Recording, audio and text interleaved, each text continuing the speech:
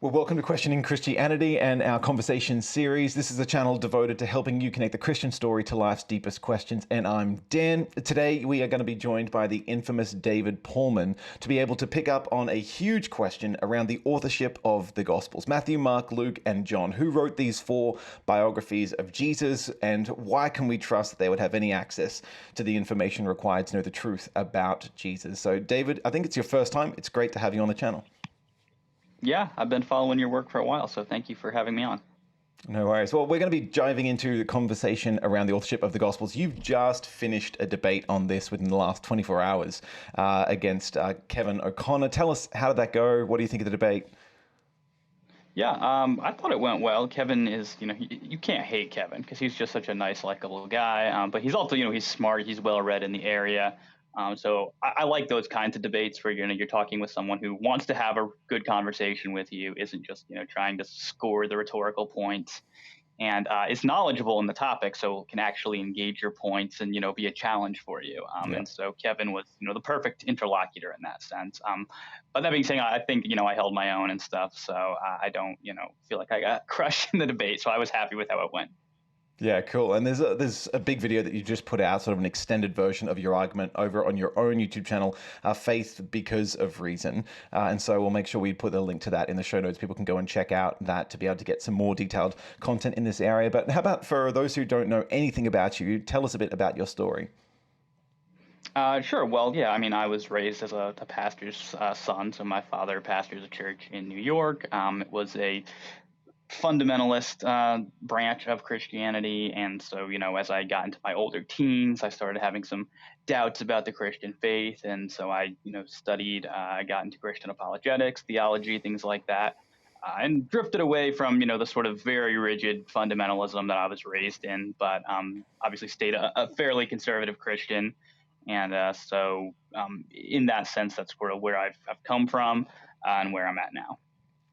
And you're reasonably well known online. I mean, we've been friends on Facebook and different social media stuff for a while. I've been seeing the conversations that you spark, people that you talk to. You're well known for taking something of a contrarian position, and not just for the sake of being contrary, but often shirking scholarly consensus in different fields, New Testament studies and other positions, to be able to try and make a detailed case for an alternative view.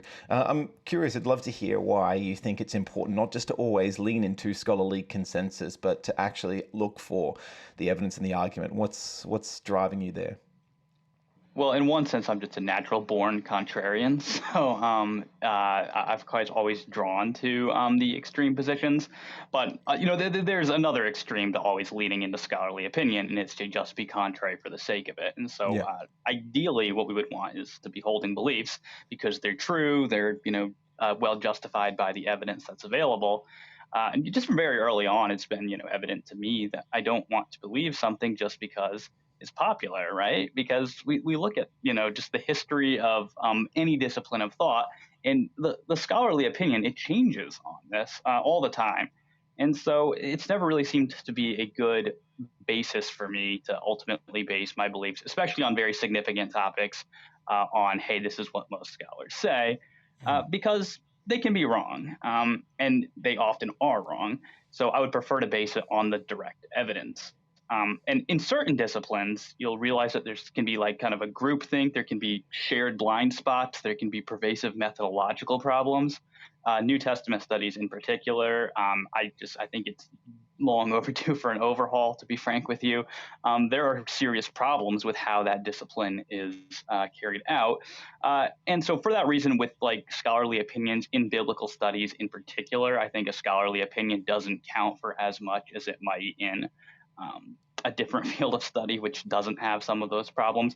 But I mean, to any extent, every discipline is going to be blind to certain areas. And so people from different areas who maybe aren't experts will still have a different perspective, different angle. And I think it's important to be sensitive to that. Leaning into that a little bit, so where you take a position that often goes against scholarly consensus, how do you respond to a ton of people who just comment or respond back with, hey, you're way out of line here, or you realize no one agrees with you? How do you kind of deal with criticism? Yeah, well, it's going to, of course, depend on what the particular criticism is, right? Because usually there are scholars who agree with me, right? I don't think I hold any positions which I can't actually cite scholars who do agree. And the interesting thing is, whenever somebody disagrees with a widely held position, they usually do so for a reason, right? People rarely disagree just for the sake of it. There are people who do, but especially if you're a credentialed expert, you're expected to have reasons for that.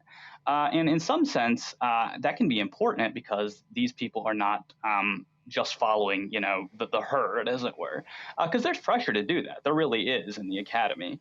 And so it can be very important and actually beneficial to look at what the dissenters are saying because they will have an angle that is not being considered by, again, the majority of people, because a lot of them are just going to be accepting it because, hey, that's what we do.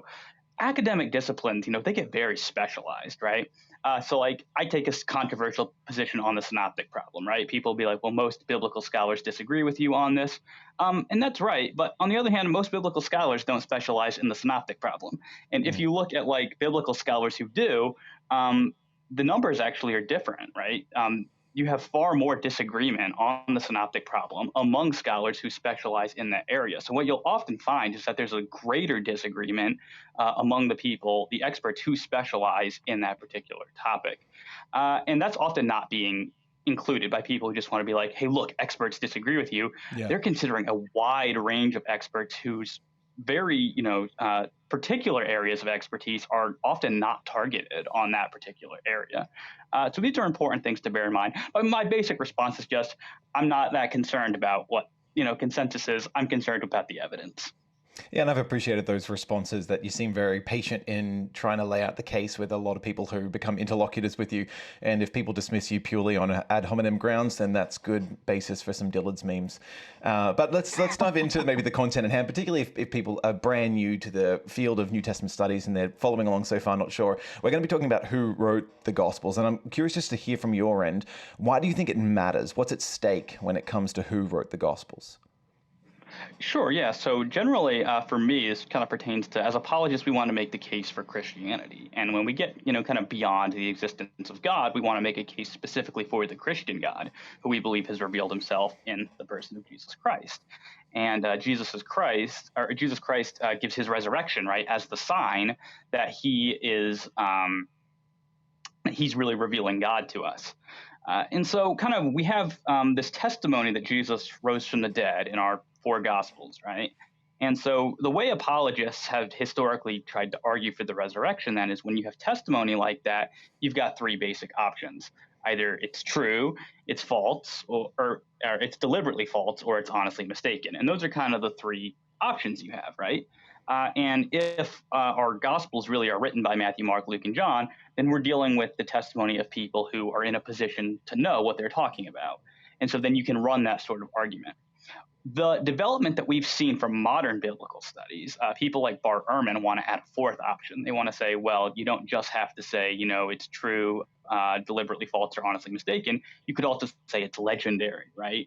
You can say that the people who are reporting it, they actually believe it, but they're not in a position to know what they're talking about because they're just giving you the tail end of this long, ever increasing, ever growing legend about Jesus. Yeah. And, we don't really know how that started out. So kind of my project in defending the historical reliability of the Gospels, and in particular defending the authorship of the Gospels, is I'm trying to rule out that option. I'm trying to say, no, you don't have that option open to you, that this is just the tail end of legendary development. You've got to either pick that they're deliberately lying or that they're honestly mistaken. And then, of course, I'll argue against those options on other grounds, ultimately trying to get to the conclusion that what they're telling us is true. But gospel authorship by itself isn't going to get you to that what they're saying is true. It will make your job easier by knocking out this legendary development idea. Yeah, because effectively, if they are written by who they claim to be written by, then they're being penned within living memory of the events by people who were either first or second-hand sort of witnesses to those events, people who were there or people who have collected the testimony of people who were there. If we go with the traditional authorship, Matthew, Mark, Luke, and John. I just want to lay out who these four people are. There might be some real newcomers that are watching this video. Who are we talking about when we say Matthew, Mark, Luke, and John? Sure. So Matthew is a tax collector, right? Who in the Gospels Jesus calls him from, where he's actually collecting taxes, right? Jesus just says, "Follow me." Matthew gets up and follows him. We don't really know a whole lot about Matthew from the Gospels beyond that, but we know he was a tax collector who became a disciple of Jesus. Mm. Mark was at one time a companion of the Apostle Paul. We know that he abandoned Paul on his missionary journeys. Paul was mad at him about this. He, at some point along the way, and we know that Paul also forgave him for that later in his letters, but he became a disciple of Peter at one point, and at least according to church tradition, ultimately, wrote the Gospel of Mark on the basis of Peter's teachings. Luke, also a companion of the Apostle Paul. Paul mentions him in some of his letters. We believe that he wrote the book of Acts. That's another argument I'd have to make. But Luke would, have been a traveling companion of the Apostle Paul. And then John would have, of course, been a fishing partner with Peter and ultimately a disciple of the Lord as well. So two first-hand disciples of Jesus, one who was with a couple of, like Peter particularly, who was a disciple of Jesus, but the Apostle Paul, who is a bit of an odd case in that regard, and then Luke, a traveling companion of Paul, obviously, but contained his eyewitness data from various sources to be able to pen his gospel. Super helpful. Can you clear up when it comes to this? Because the argument effectively is it traditional authorship, or are the gospels anonymous, meaning we don't really know who wrote them? But this word anonymous is used in often very slippery ways. There are multiple meanings to that word anonymous. Do you want to parse out maybe the way that you think about anonymity and maybe a way of delineating these different meanings? Well, yeah, because this kind of is something that came out of just some of my online interactions with people. They would want to say, like, well, the Gospels are anonymous. And I just kind of assumed anonymous, we're talking about, well, we don't know who wrote these documents, right? And so then I would like try to proceed to present evidence that we do know who wrote these. And they'd be like, but they don't say who they are in the text, right? They don't name themselves. So they're anonymous. And so I'm like, well, are you just defining anonymous as not naming yourself in the text? And so a lot of them, are trying to actually go that route. And so, I mean, yeah, if we just want to go with that definition of anonymity, fine. But then, like, J.R.R. Tolkien's Lord of the Rings comes up as being anonymous by that definition, because Tolkien isn't saying, I, J.R.R. Tolkien, wrote this anywhere in there. In fact, quite a lot of books are going to come up by being anonymous by that definition. And so it just becomes so broad that it's not helpful at that point, is kind of the point I'm trying to make there. So the definition that I've tried to use is that for what matters is I want to know who wrote the Gospels. So if we're going to say they're anonymous in any sense that's going to be relevant to the historical case for Christianity, then they're going to have to be anonymous in the sense that we don't know who wrote them. And so that's kind of the definition that I've tried to use. And so now I kind of preface my discussions with skeptics by trying to, like, can we agree on that definition of anonymity? So you can almost willingly concede, at least outside of the Gospel of John, which has a more explicit statement around where this testimony at least comes from, that Matthew, Mark, and Luke might be formally anonymous in that the author is not named in the book itself, but they're not anonymous in the sense that the people to whom they were written, and certainly us today, don't have access to who wrote them. Right. They're So not. would you be happy maybe that and, formal anonymity and then practical anonymity, something like that? Yeah. Or I've said that they're not anonymous in any harmful sense, in any sense that's harmful to the historical case. And even the Gospel of John will be anonymous in that sense, because John doesn't say the name John in there, right? It just says it's the disciple who Jesus loved. So even John will come up as anonymous by that super strict definition, despite being identified in the text. Yeah. Well, let's jump into the case then. So maybe shorthand first. What is the case for the traditional authorship of the Gospels? Sure. So I make the case by recourse to three lines of evidence. So first, I make it by recourse to the titles, which these Gospels have in every single manuscript that we have ever found of them. We don't have any anonymous copies, which we would expect if they were originally written anonymously. Second, I think that we have internal clues telling us who wrote these. For example, in the case of the Gospel of John, it tells us at the end it's written by the beloved disciple, right? Luke, in his preface, says, "It seemed good to me to write to somebody named Theophilus." Clearly, Theophilus knows who this is that's addressing him. In the Gospel of Matthew, we've got, emphases on money and things like that. In the Gospel of Mark, we've got an emphasis on Peter. So I think we have some internal clues as to who wrote them. And then finally, we've just got the unanimous agreement of the early church fathers, which are unanimous in their attribution of the Gospels to Matthew, Mark, Luke, and John. Really helpful. Let's dig into those then, because I want to lay this out a little bit, and then I'm going to play devil's advocate and maybe just respond with some of the objections to the traditional authorship of the Gospels. You mentioned first the manuscript evidence that obviously we have in our possession various manuscripts, manuscript fragments that have been uncovered, papyrus manuscripts, parchments, whole codexes, but they date back relatively early. Some of the earliest manuscript fragments, the minuscules that we have, are maybe 2nd century. And you mentioned that none of those that we possess that have the beginning or the end of one of these Gospels doesn't include the title Carta Johannine or something like this, like according to Mark or according to Luke. Wouldn't a skeptic just say that in response to that we just don't have ones that go back early enough? Yeah, but what that's going to be conceding at that point then is that we really don't have anonymous copies. And the interesting thing about evidence is that evidence is a two-way street, right? So if we had copies of the Gospels that did not have names on them, they would say that this is evidence that they were anonymous.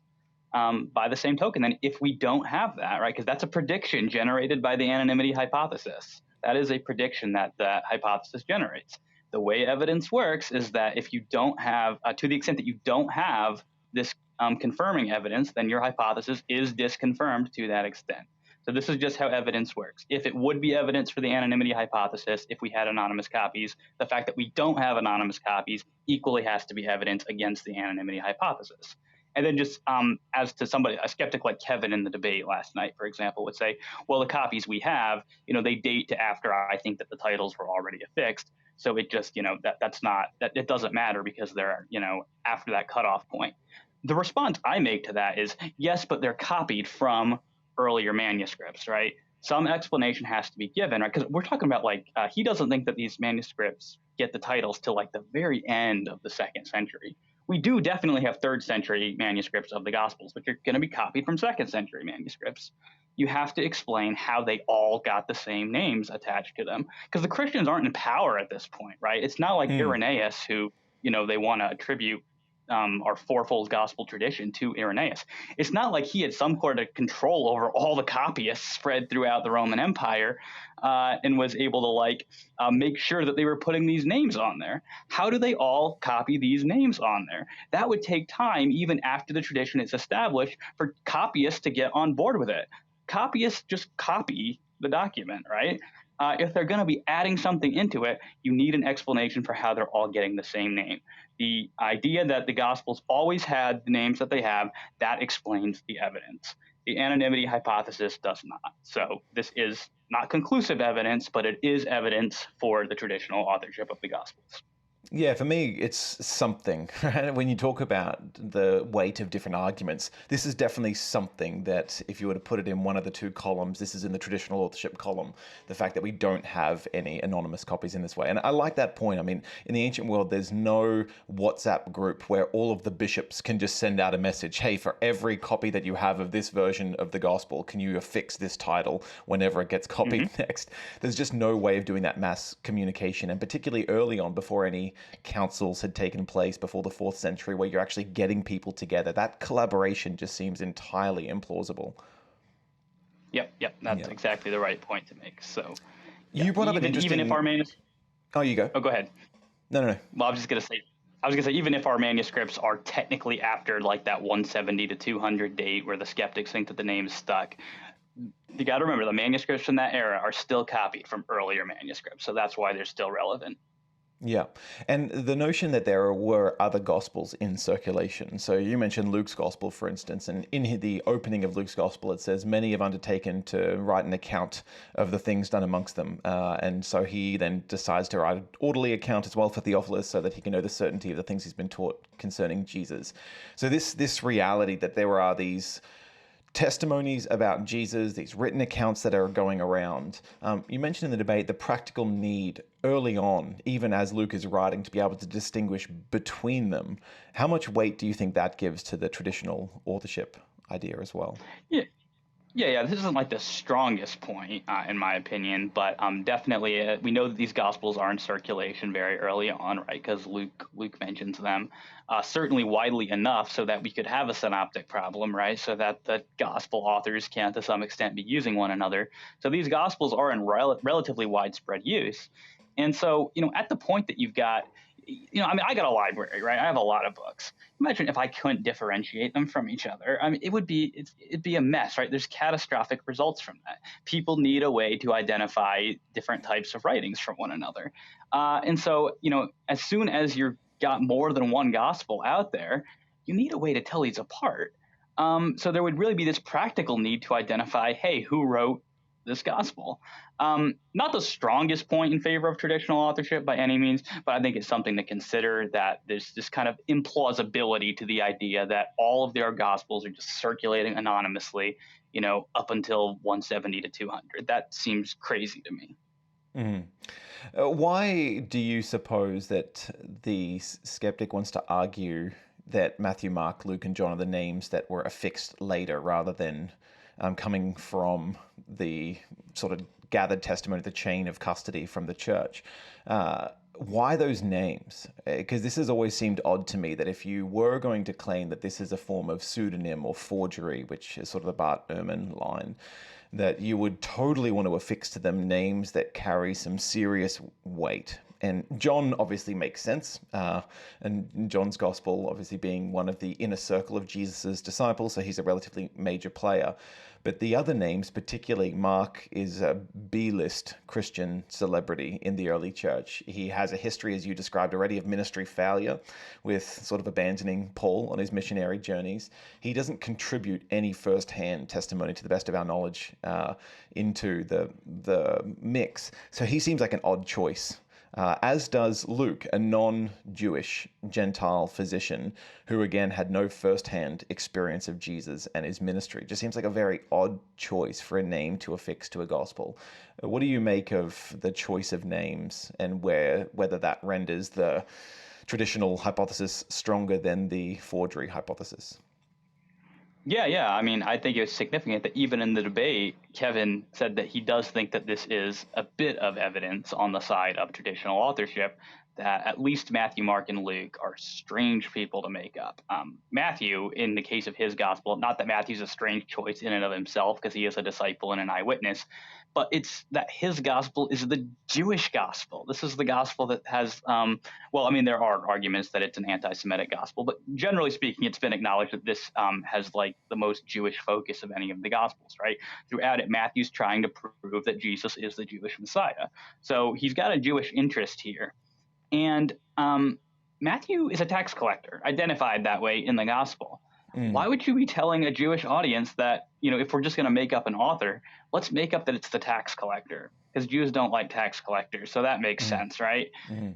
So yeah, I don't think the skeptics have really given a good explanation of this. Not to say that they couldn't. I think they could come up with some plausible story maybe for why these people were invented. But so far as I've seen, I don't think that they've done it yet.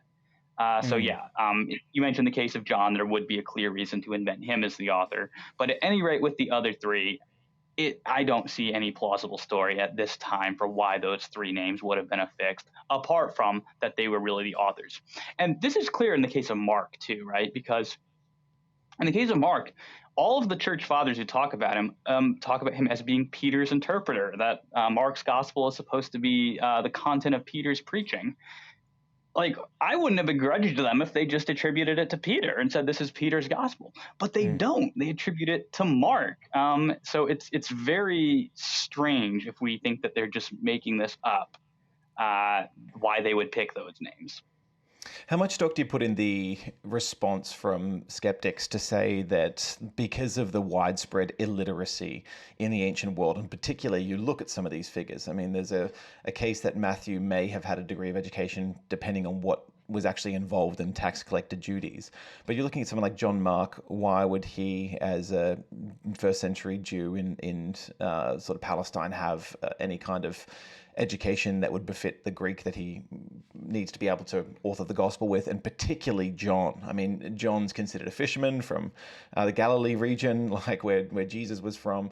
And so John is a tradesman working in the family trade. This is not a high profile family. Why would he be able to have that sort of ability to go on a pen and gospel? Luke is largely the only one that truly makes sense as a Gentile physician who would have been well educated. But what do you make of that argument? Yeah, I this one's always seemed really weak to me, because even as like a freshman in college, when I heard this objection, it seemed obvious to me that one, they could have learned, how to read and write, right? That's possible. Matthew, being a tax collector, would have had to have some rudimentary ability at any rate, and possibly, considerably more than that. Because the objection I always hear with Matthew is, well, he wouldn't have had to know how to write, in the kind of high level Greek that we see in the Gospel of Matthew, right? I mean, you don't need that to be a tax collector. But I've never understood why are we assuming that he only knew how to do the bare minimum, right? We don't really know a lot about Matthew's past, how he might have had a decent education. But beyond that, there's really a further reason beyond the fact that they could have learned how to read and write. And also another point to mention here is that there is some evidence that people like Richard Bauckham have brought forward that literacy rates might not have been as low as is commonly believed. But another point here is that we know that early Christians used scribes to help them write. I don't have any problem with John, having a scribe help him write his gospel. In fact, if you believe the anti-Marcionite prologue to John, they claim that he did have a scribe helping him write his gospel. We know from Paul's own letters that he had people write his letters for him, right? So this is standard practice in the ancient world. So the fact that they might have been illiterate, that doesn't preclude them from having people help them make literary works to tell their story. So I've never seen this as a really significant objection at all. I've also found it interesting, just to lean into that first point that you made around your freshman observation, is when you go into the book of Acts and you describe then what the apostles devote themselves to for the next 30, 40 years after the ministry of Jesus. It's the ministry of the word and to prayer. And so this notion of being able to help draw the lines between Old Testament themes and prophetic longings and the portrait of a Messiah, then with Jesus and his fulfillment. So this deep growing familiarity with both the Old Testament, probably Septuagint, the Greek version of the Old Testament. And so it just seems to me that it's exactly the environment where they would be learning how to communicate, how to speak, how to craft language, how to craft argument. Just all of these things would have become more of a regular feature of their life than the professions that they left behind. And when you think even these days of the experience that some people have shifting careers entirely and going back to uni or to study again, none of this would have been precluded for the apostles. And so, but totally take your point on scribes and amanuenses, and I think that's really useful. Can we shift then to look at probably, I think, the strongest argument that you often bring forward in this area, and it's the notion of the early church tradition, or the testimony of the apostolic and then early church fathers, particularly around the authorship of the Gospels, because the anonymity hypothesis that we don't really know, and neither did they, who wrote these Gospels, seems to not fly with the unanimous testimony of the early church fathers around who these four authors were. So dive in and give us a bit of an outline of that. Yeah, sure. So, I mean, as you said, there's complete agreement on these four authors throughout. Every church father who speaks on the topic and who names them. Right, Papias is our oldest one. There's some debate over, when exactly he is writing, but he's early, right? It's sometime between like 90 AD. Latest dates are like 130 AD. Unless you'd be like really crazy and be like Richard Carrier and try to put him in 150, but he would have been dead by then, right? Papias didn't live long beyond 130. So it's sometimes between 90 AD and 130. Very early, right? Especially if you want to go with later dates for the Gospels, which I know we'll talk about later. But, Gospel of John, right, is typically dated to sometime in the 90s, right? So we're very close to the writing of the Gospels with Papias. You've got Irenaeus a little bit later in the mid second century. You've got Tertullian. You've got You got Justin Martyr, who he doesn't give us the names, but I think he shows us nevertheless when he talks about the disciples and their followers that at least 2 gospels are written by disciples, at least 2 by their followers. We have Origen, we have St. Augustine. All of our witnesses are spread out all over the Roman Empire. I don't think it's likely that they're all, literarily dependent on one another. I forgot to mention Clement of Alexandria as well. But we get the same 4 names on the Gospels here from all of them. So some explanation has to be given for how all of these different church fathers spread out geographically. You get a widespread geographically. How do they all get the same 4 names? Well, one simple hypothesis that explains that very easily is that they're giving us the same names because these individuals really wrote those Gospels. And so I consider this to be the strongest argument in favor of traditional authorship and therefore against anonymity. There could be a response to that if Papias is an early source on the authorship of the Gospels and he explicitly names a few of them, and you can infer other statements from how Eusebius quotes him around all 4 being identified, that the skeptic might just say, well, all of these later fathers are simply going off what they know from Papias. How do we know that they're getting independent ideas or have a shared pool of conviction rather than just reading Papias and saying, that's what he says, that's what I think? Yeah, so there's a bit of a catch-22 here for the skeptic, right? So on the one hand, Papias only uncontroversially tells us about Matthew and Mark. Presumably, that's what the skeptic is going to want to go with, is he's not going to want to agree with C.E. Hill's theory that Eusebius actually is preserving a different tradition, or rather the same tradition of Papias, but with all 4 gospel names later in ecclesiastical history. So if the skeptic really wants to say that Papias is only telling us about Matthew and Mark, then everyone else can't be dependent upon Papias because Papias isn't telling us about Matthew and Mark. On the other hand, if he does go with the longer statement, then he's going to have to admit that we have much earlier attestation, earlier even than Irenaeus, for all 4 gospels. So let's say the skeptic takes that route. Let's say he accepts the longer Papian fragment and accepts that Papias gives us testimony to all 4 gospels. We have some apparent disagreements with the way this is described between Papias and, for example, what Clement of Alexandria says, right? Papias lists our Gospels in the order of Matthew, Mark, Luke, and John, or if you're only going with the controversial reading, Mark and then Matthew with no statement of order. Clement of Alexandria is very clear that Matthew and Luke are written first and that Mark is third. Irenaeus himself isn't terribly clear. He gives, the traditional Matthew, Mark, Luke, John, but he doesn't necessarily tell us what the order of all of them are. So you've got some apparent chronological disagreements. It doesn't look like they're all just copying what other people have said. We get different details, for example, of Clement of Alexandria regarding kind of the circumstances in which Mark was written, which is very different than what Papias tells us. We get, a whole bunch of different details from these 2.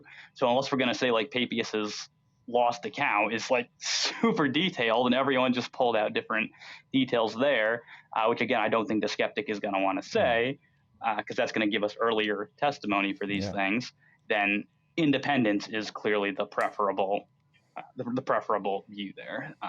Additionally, I think in the case of Irenaeus, I think he tacitly tells us that his source is Polycarp. I have to build that argument, but I think that there's some interesting literary parallels between what he tells us in Against Heresies and what he tells us in the letter to Florinius.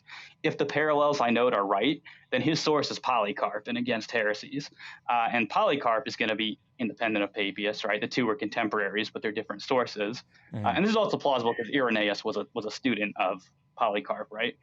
So that's actually that would definitely establish that Papias and Irenaeus are independent of one another at least, and those are our 2 earliest sources. So that's where independence is going to be the most important.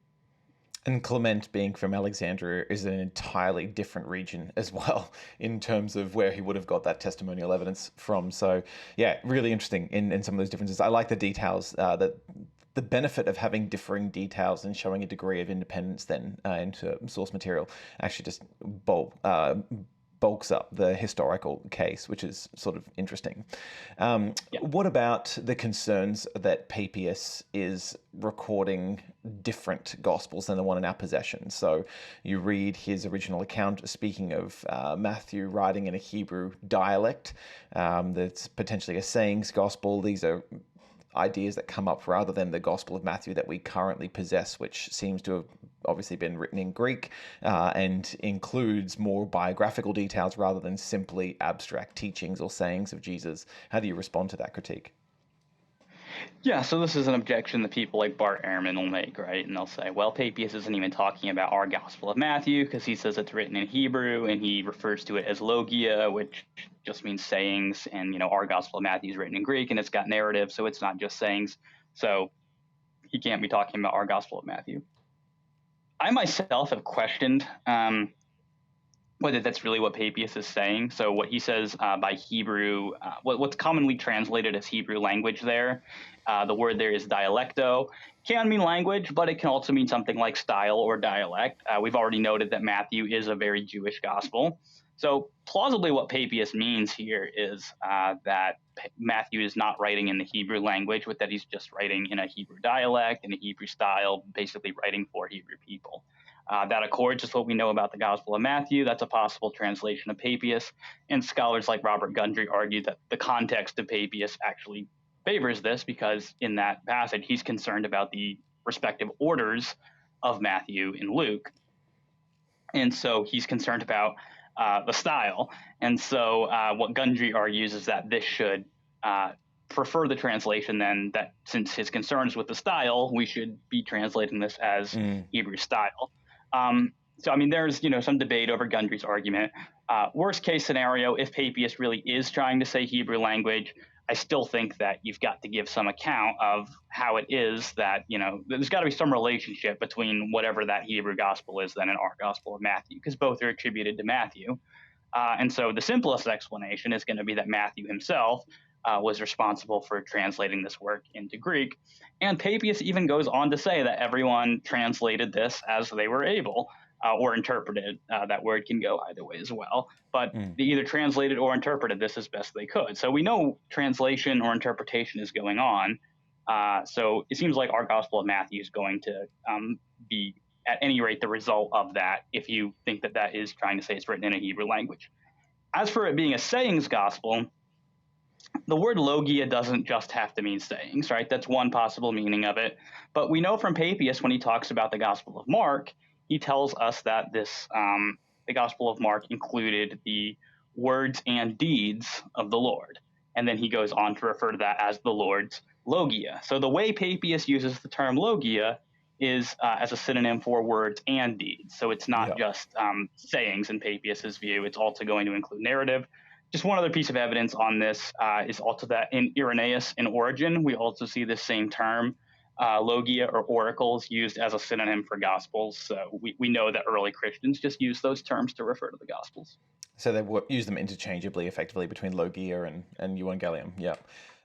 Let's jump then to look at the internal clues and some of the reasons, even though the authors don't explicitly name themselves, like I, John, write this book in my own hand. What are some of the clues, particularly with Matthew, Mark, and Luke, that favor the traditional authorship hypothesis?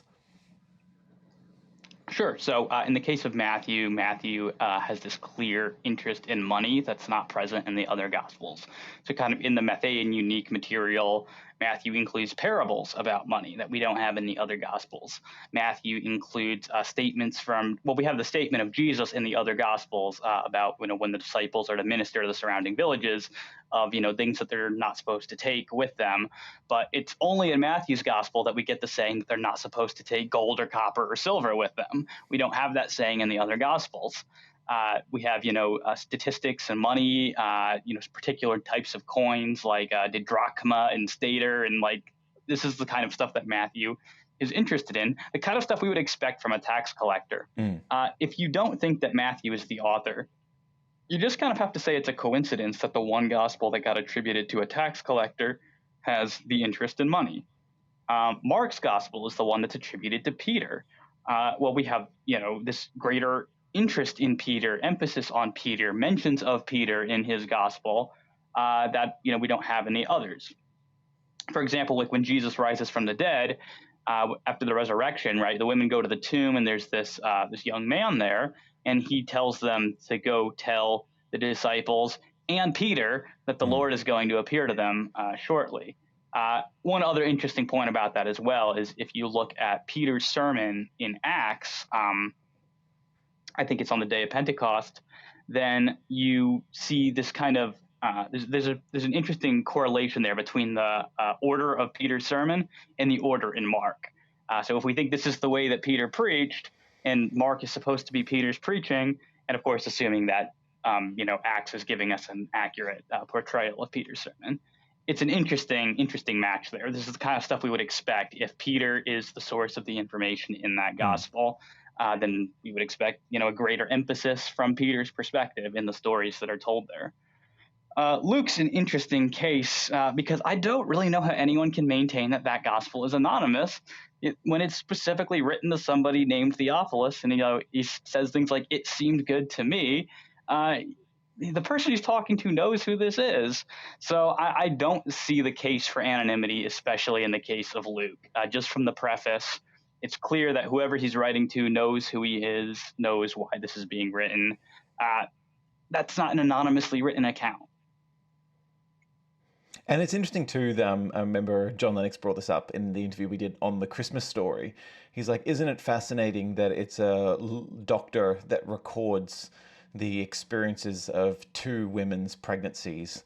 One with obviously an old age and barren, miraculous pregnancy with Elizabeth, and then one with a virgin experience, a young woman, not yet with who lied with a man, who also becomes pregnant, and so that these more private medical experiences are sort of on the lips of a physician. I think it's another thing that's telling with that. Obviously, if you do take the hypothesis that Luke Acts are sort of two volumes from the same author, is the way in which you see the shift from third person to first person with the experience of traveling with Paul in the second missionary journeys. And so, yeah, all of those interesting sort of features that click in there as well. Let's jump to John's Gospel, because I think you have this in the latter chapters where it says, and this testimony comes to us from the beloved disciple, and we know that his testimony is true.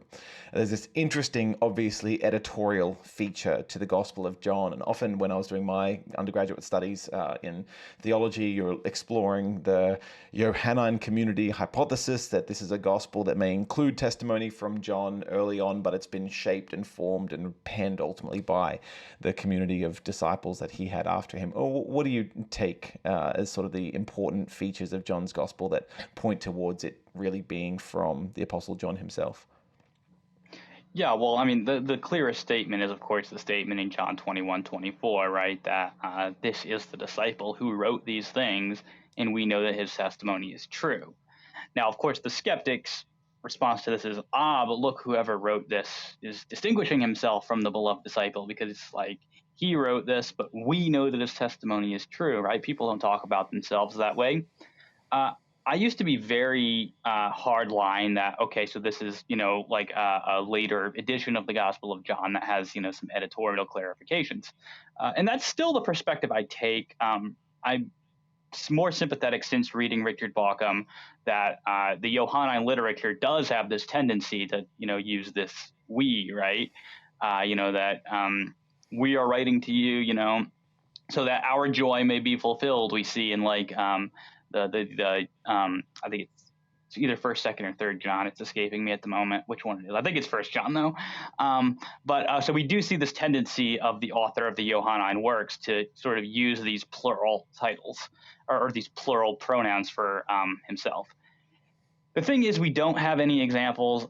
We don't have any other examples of this kind of shift from this third person to this, first person, like we do in John 21:24. So that's what's kind of kept me on the side of that. I think that this is that this remark doesn't come from John's own hand, but it still clearly bears testimony to the fact that John is the author there.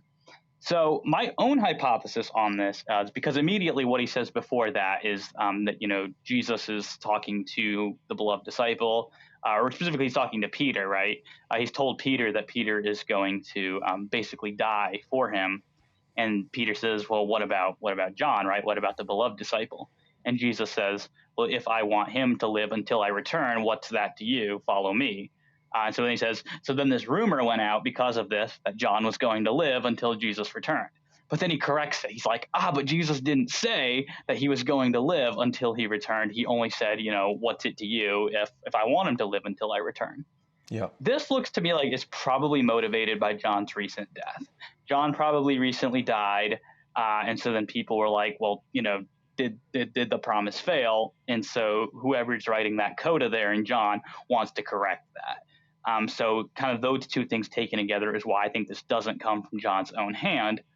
But this still supports traditional authorship. Why? Well, not only because it's explicitly attributed to the beloved disciple, but also because the need, or the perceived need to correct that rumor that John is going to live until Jesus returns, if I'm right that that was motivated by John's recent death, then people knew who wrote it. People Yeah. knew that it was attributed to John the Apostle. And so when he died, people were like, well, hold up, did the word of God fail? And so I think it's Papias, by the way, who wrote that coda there. And I have my reasons for thinking that. But whoever wrote it is trying to correct that rumor precisely because it was known that John was the author. So it still supports traditional authorship on those grounds. I'm so curious if in the new creation we get to hang out with Peter and John and just ask them about their relationship, because John's gospel paints a hilarious interactions between them about the foot race to the tomb, and John beat Peter there, and then this one where John's following behind the Lord and Peter while they're having this discussion about how he'll be stretched out and da-da-da. So it's just some interesting features about their little friendship and bromance going on there that I just think I'd be curious to unpack a little bit more. Wish we had more detail. If we were to uncover any books from the ancient world, would it be the desire for you to get the 5 books from Papias, oracles on the sayings of the Lord? I would really love to. Yeah, that'd be pretty great. I don't know if there's a discovery to be made, they'd be a big difference. Yeah, I don't know if those would be my first choice, but they would definitely be up there. I would love to recover the 5 books of Papias because there's so much speculation about it all, and I'd love to just get to the bottom of it and be like, what did he really say? What would be at the top of your list, out of interest? If I really were to be convinced that there was a Hebrew Matthew, I would love to recover that. But I'm not there yet. The other Gospels that Luke talks about as well, when Luke says that many have taken in hand to, write about the things said and done by Jesus, I'm curious what Luke is talking about there too. So probably these would be some of the books that are like earliest and earlier sources about Jesus. Those would probably be at the top of my list of books that I'd like to recover. But yeah, if we're talking about like patristic literature, then it probably would be Papias's 5 books, though I would really like to recover some of the writings of Polycarp as well. Yeah, I've got the martyrdom account of Polycarp, and you just think probably unbelievably legendary material has been subbed into these sort of stories, but just seemed a man of real substance. It'd be great to get that. We had Peter J. Williams on the channel a while back, and I asked him, and he said the same thing around the other Gospels that Luke is referring to in his opening prologue. So you're in good company with that one. Let's just spend maybe 5 or 10 minutes then before we wrap up on the dating of the Gospels, because you brought up earlier this concept of traditional authorship of Matthew, Mark, and Luke and John. It's like one part of a much larger case of being able to establish the reliable testimony of these early witnesses to the resurrection of Jesus. And obviously dating then is another key feature when it comes to this.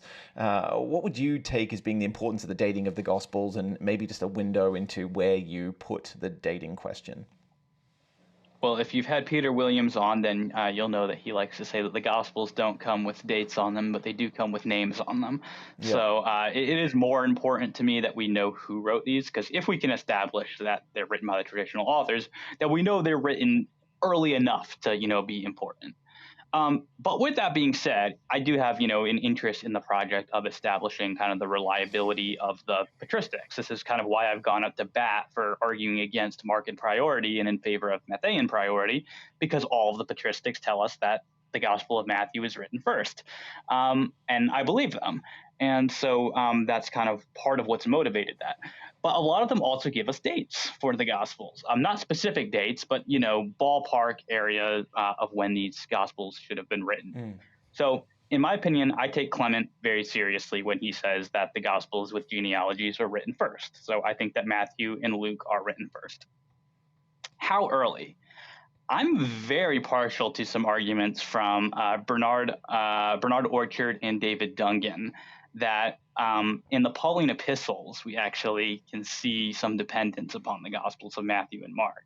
So I think in First and Second Thessalonians, when Paul talks about the Lord's return, I think that he is pulling from Matthew 24 there.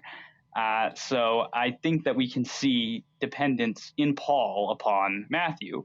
Moreover, when we see what Paul has to say about communion, basically taking the Lord's Supper, the only gospel that shares his wording, right, when he talks about the night in which the Lord was betrayed and, he took the cup, this language that Paul uses, it only turns up in the Gospel of Luke. You don't have it in Matthew or in Mark.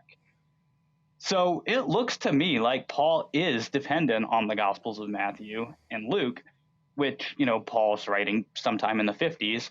That pushes Luke and Matthew into the 40s AD for me. Mark, I think internally we've got good evidence that he's literarily dependent on both Matthew and Mark, or rather both Matthew and Luke. I think we have some good arguments from conflation there, that he conflates Matthew and Luke's narratives together. So he's going to be after both of them. When exactly? Well, Clement also tells us that he's writing this for Peter when Peter is in Rome.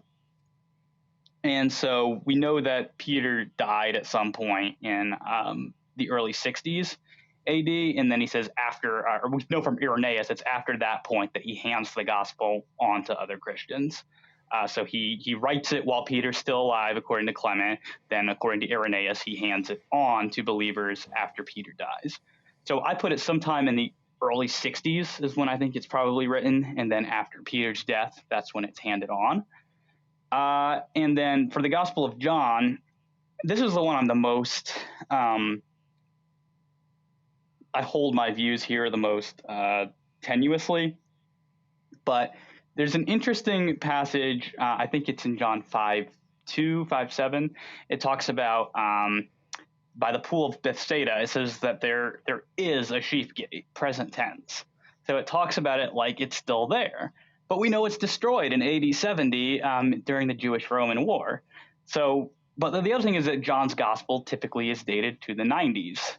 And I think there's good reasons for that, right? Such as this coda in John 21, 23, and 24 that seems to presuppose that John has died recently, right? We know that John died, late 80s, early 90s. So, what do we do with that? Well, this is, again, where I think it's helpful to say I think there were two editions of the Gospel of John. An earlier one written before the 70s AD, right? And scholars like John A.T. Robinson have argued for that, right? Largely on the basis of his apparent saying that, the sheep gate is still there while he's writing. Yeah. But if we say that there's a second edition, we can also make sense of why it seems to have been written after the death of John and have these sorts of concerns about correcting these rumors that he was going to live until the Lord returned. So that's my dating schema of the four Gospels. It's not completely certain, but I think it's interesting and I think it's plausible. Yeah, it's interesting as well when you have discussions with people that are exploring this online or who are maybe more familiar with scholarly literature and critical studies around the New Testament, and particularly dating, is it's almost just taken as a given that Mark's first, roughly 70 AD, that Matthew and Luke are written sort of mid-80s, and then John's Gospel mid-90s, early 2nd century, something like that. What do you think is driving that common later date consensus?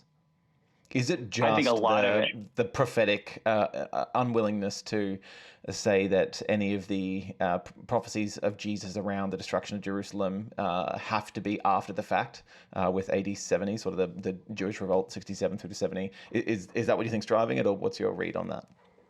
I think that is a big part of it. I think that if you are not basically willing to admit that something like predictive prophecy can happen, then you have to put at least the synoptic gospels later than AD 70, because they very clearly predict the events of AD 70. So I think that's doing a lot of the work there. Additionally, at least in the case of the Gospel of John, there's this idea that, Jesus couldn't have been believed to be God right from the start, but clearly in the Gospel of John he is. So there had to be this evolution. So based on, I think they're bad examples, but based on alleged examples of low Christology in the Gospel of Mark, they'll want to date that one earlier and then say, look, it gets a little bit higher in Matthew, gets a little bit higher in Luke, and, all the way till in John, Jesus is God. Also, people who are critical of the resurrection will want to say, hey, look, the story gets a little more elaborate in each Gospels if we go with this kind of, Matthew, Mark, Luke, John, or rather Mark, Matthew, Luke, John order. So I think a lot of the, I don't know if anti-supernatural is the word, but what we might consider anti-Christian presuppositions are doing a lot of work in the late dating there. And so if you are open to predictive prophecy, then you don't have to say that they're written after AD 70. If you are open to the idea that, hey, maybe Jesus really did claim to be God from the start, then you don't have to say, hey, Mark had to be first and John has to be super late. So I do think that has a lot to do with the late dates. Yeah, well, there's a lot in there, so we might have to get you back on for another episode, both maybe on dating and then something to do with even just the reliability of the Gospels more broadly, because I think that's just such an important, fascinating conversation around why take these stories seriously, and the authorship bit we've been looking at today is a little part of that. So thanks heaps for being willing to face down a ton of questions and wander through some different objections. Hey, if you had a parting message for anyone who might be considering Christianity, what might that be? Yeah, I would say, read the gospel, see the person of Jesus in there.